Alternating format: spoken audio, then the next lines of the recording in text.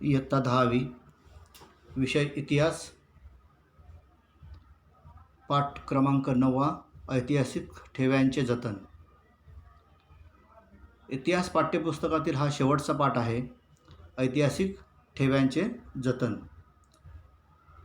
सुरुवातीला प्रस्तावनेमध्ये विद्यार्थी मित्रांनो आपल्याला पाहावयाचा आहे की आज जो आपण इतिहास पाहतो आहोत किंवा इतिहासाचा अभ्यास ज्या काही गोष्टींमुळे आपल्याला करता येत आहे, तर अशा काही गोष्टी निर्माण करणारे जे काही असतात इतिहासकार, काही आपल्याला माहीत असतात म्हणजे ज्ञात असतात आणि काही माहीत नसतात, अज्ञात असतात. अशा इतिहासकारांचं जे योगदान आहे ते अतिशय अनन्यसाधारण महत्त्वाचं आहे. तसेच काही व्यक्तींनीही इतिहास लिहिण्यामध्ये आणि इतिहासाच्या ठेव्यांचे जतन करण्यामध्येही महत्त्वाची कामगिरी बजावलेली दिसते. दस्तऐवज, ग्रंथ, पुरावस्तू यांचे संवर्धन करण्याचे व त्यांचे जतन करून येणाऱ्या पिढीस कसे उपयुक्त ठरतील याकडे लक्ष देणे अत्यंत महत्त्वाचे आहे. आता ह्या ठिकाणी इतिहास आपल्याला अभ्यासायचा आहे, तर इतिहास अभ्यासताना काही साधनांची आवश्यकता भासते. आपल्याला एखादं पत्र लिहायचं असेल तर एक कागद आणि पेन यांची आवश्यकता असते. तशाच प्रकारे इतिहाससुद्धा अभ्यासताना ही काही साधने जी असतात त्यांचीसुद्धा आवश्यकता असते. पहिल्या साधनामध्ये मौखिक साधने यांचा उल्लेख करावासा वाटतो. लोककथा, मिथके, लोकगीते, श्लोक, ओव्या, पोवाडे, म्हणी, कहाणी इत्यादी. ह्या मौखिक साधनांमध्ये इतिहास लिहिणाऱ्यांना प्रशिक्षण कोणत्या प्रकारचं आवश्यक असतं ते आपण पाहूया. समाजशास्त्र, सामाजिक मानवशास्त्र, मिथके आणि भाषाशास्त्र, ग्रंथालय व्यवस्थापन, इतिहास आणि इतिहास संशोधन पद्धती आणि शेवटचा आहे संशोधनपर लेखन. दुसरा प्रकार आहे इतिहास लेखनामध्ये किंवा साधनांमध्ये लिखित साधने. ज्यावेळी लिहिण्याचा जो काही शोध लागला त्यानंतर लिखित साधनांचा आपल्याला वापर केलेला पाहावयास मिळतो. ताम्रपट, दरबारी दप्तरे, खाजगी पत्रे, दैनंदिनी, ऐतिहासिक ग्रंथ, हस्तलिखिते, चित्रे, छायाचित्रे, जुने ग्रंथ, चरित्रे, शिलालेख, प्रवास वर्णने, खलिते, आज्ञापत्रे, न्यायनिवाडे, तवारिका, बखरी इत्यादी.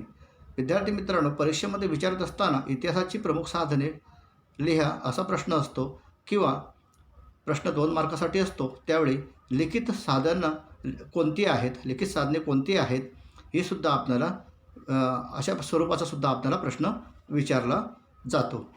ह्या उपयुक्त प्रशिक्षण हा जो भाग बघत आहोत त्याच्यावरती प्रश्न विचारतीलच की नाही हे सांगता येत नाही, मात्र इतिहासाची साधने ह्याच्यावरती मात्र जरूर प्रश्न विचारला जातो. ब्राह्मी, मोडी, पर्शियन लिपीच्या विकासाचे किंवा क्रमाचे ज्ञान. आणि हे विद्यार्थ्यांनो इथे तुम्हाला जी PDF करून दिलेली आहे ते त्या ठिकाणी सर्वसाधारणपणे तुम्हाला प्रशिक्षणाबद्दलची जी माहिती आहे ती तुम्हाला इथे मिळू शकते. त्यानंतर भौतिक साधने म्हणजे वस्तूच्या स्वरूपात असलेली साधने. चत्ती आहे, किल्ले आहे, शस्त्रे आहे, नाणी, कपडे, विहिरी, दागिने, भांडी, वाद्ये, मंदिर. म्हणजेच ह्या ठिकाणी आता एखाद्या किल्ल्यावरून त्या किल्ल्याच्या अंतर्गत भागावरून, बाह्य भागावरून त्यावेळची जी बांधणी असते, वास्तू जी काही कला आहे त्याचं आपल्याला ज्ञान मिळतं. नाणी जी असतात तर या नाण्यांमुळे त्याच्यावरती असणारी सनावळी किंवा त्याच्यावरती असणारा राजा किंवा राणी किंवा असलेली चिन्ह याच्यावरून त्या कालावधीतली वेशभूषा, केशभूषा, लिपी ह्या गोष्टींचं आपल्याला ज्ञान प्राप्त होतं. उपयुक्त प्रशिक्षण आहे हे विद्यार्थ्यांनी वाचायचा आहे हा मुद्दा. आता या ठिकाणी संग्रहालय. आपल्याला ह्या ठिकाणी संग्रहालयामध्ये पहिल्या क्रमांकाला आहे लुव्र संग्रहालय, फ्रान्स, आणि हे फ्रान्सची राजधानी पॅरिस या ठिकाणी आहे.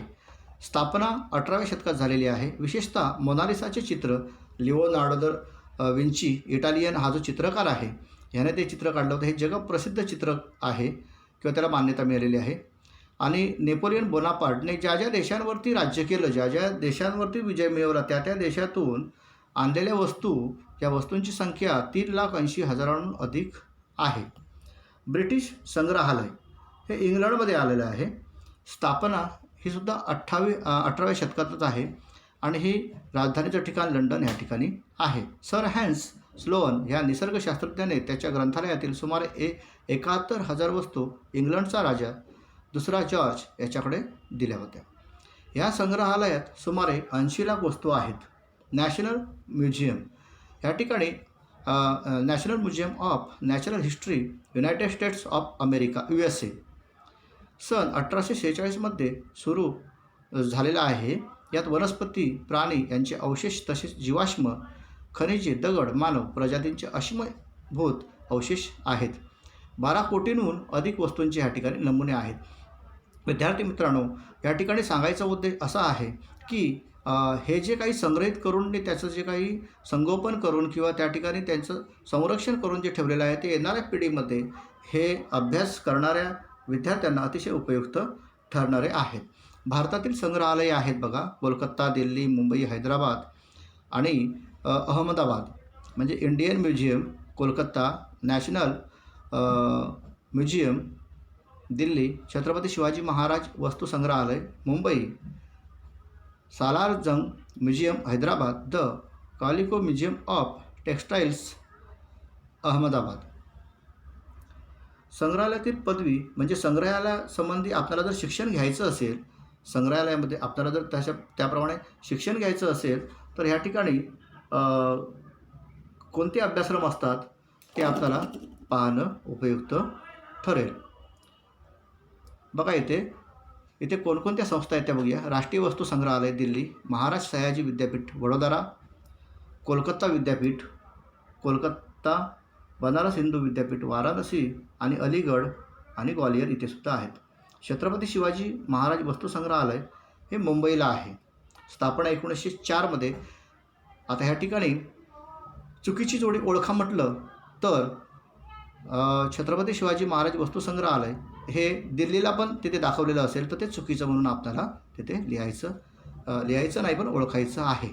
स्थापना 1904ला. पूर्वीचं जे नाव आहे इंग्रजांच्या काळामध्ये प्रिन्स ऑफ वेल्स, 1905च्या नोव्हेंबर महिन्यात याची पायाभरणी झाली. 1998मध्ये याचे नाव छत्रपती शिवाजी महाराज वस्तू संग्रहालय म्हणून ठेवले गेले. या ठिकाणी इंडो गोथिक या 2 देशांच्या शैलींचा संगम या ठिकाणी झालेला दिसतो. पुरातत्व, निसर्गाचा इतिहास 3 विभागात विभागणी आहे, म्हणजेच कला, पुरातत्व आणि निसर्गाचा इतिहास.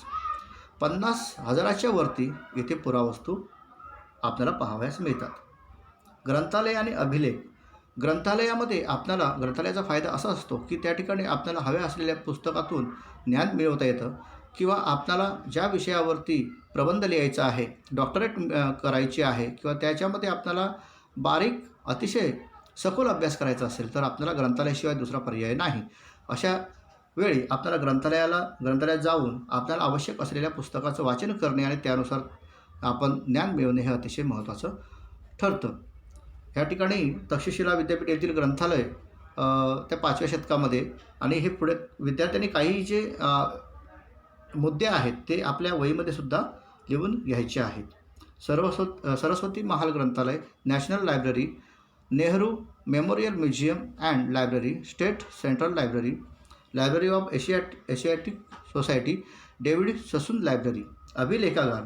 महत्त्वाच्या नोंदी असलेली कागदपत्रे त्यामध्ये कोणताही बदल न करता सुरक्षित ठेवणे, त्याची सूची तयार करणे. सूची म्हणजे एक अनुक्रमणिका जर आपण केली व्यवस्थित तर आपल्याला हवं त्या अनुक्रमणिकेनुसार आपल्याला ते प्रकरण मिळू शकतं आणि आवश्यकता असेल तेव्हा उपलब्ध करून देणे ही कामे अभिलेखागाराच्या व्यवस्थापनात महत्त्वाची असतात. आता इथे भारतातील पहिले अभिलेखागार रिकाम्या जागांसाठी हे महत्त्वाचं ठरू शकतं. 1891 इम्पिरियल रेकॉर्ड डिपार्टमेंट. 1911मध्ये हे दिल्लीमध्ये आणले, कोलकाता.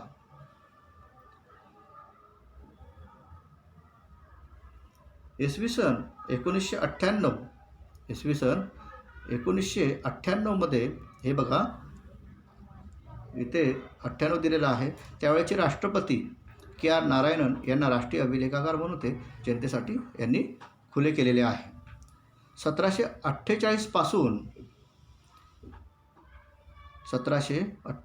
पासूनची कागदपत्रे इथे क्रमवार लावून ठेवलेली आहेत.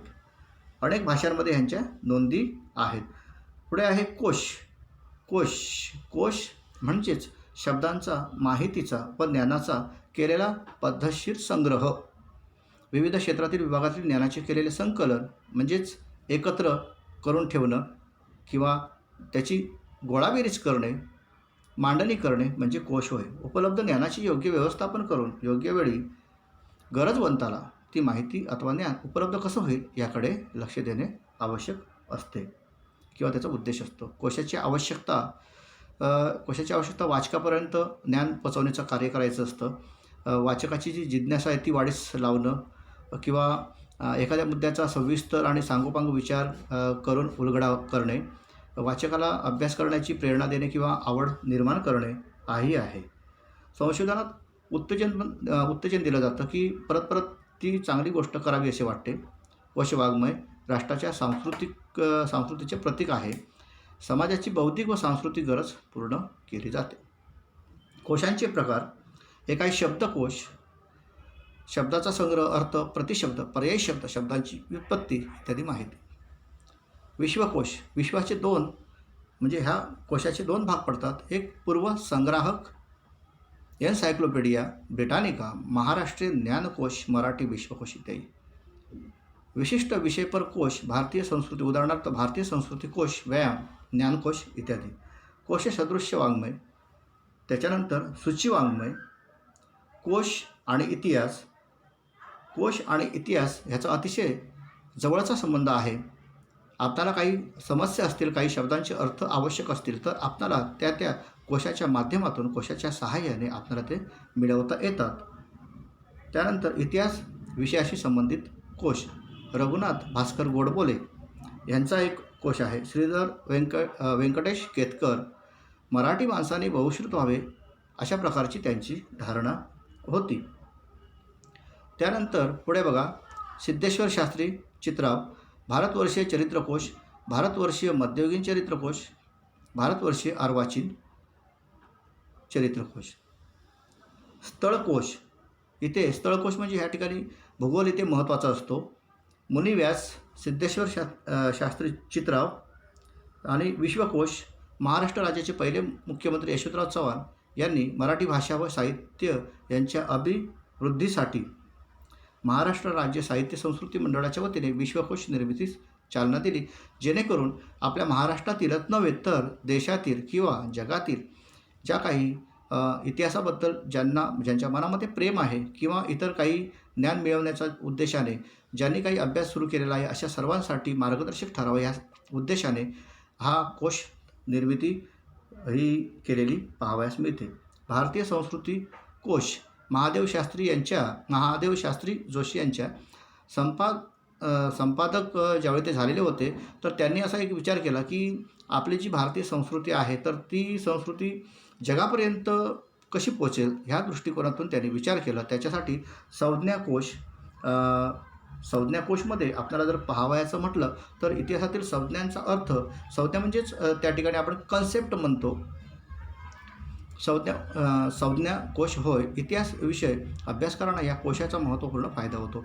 दिनविशेष आहे, व्यक्तिविशेष आहे, व्यक्तिकोश आहे, संज्ञाकोश, स्थळकोश, त्यानंतर इत्यादी कोश इतिहास अभ्यासकारांना तसेच इतरही विषयात रुची वाटणाऱ्या या कोशांचा फायदा निश्चितच होईल, यात शंका नाही. विद्यार्थी मित्रांनो, ह्या ठिकाणी आपल्याला ऐतिहासिक ठेवांचे जतन जर करायचं असेल तर ह्या पाठामध्ये ज्या सांगितल्याप्रमाणे ह्या ज्या सगळ्या गोष्टी आहेत, ही जी PDF आहे, काही वेळेचं बंधनामुळे, कारण व्हिडिओ जास्त मोठा होऊ शकतो त्याच्यामुळे हे पाठसुद्धा मोठा आहे, त्याच्यामुळे काही ज्या PDFमधील म्हणजे ज्या नोट्समधील काही गोष्टी मी जाणीवपूर्वक वगळलेल्या आहेत, तर त्या विद्यार्थ्यांनी अभ्यास करत असताना चांगल्या प्रकारे त्याचा अभ्यास करायचा आहे आणि त्याप्रमाणे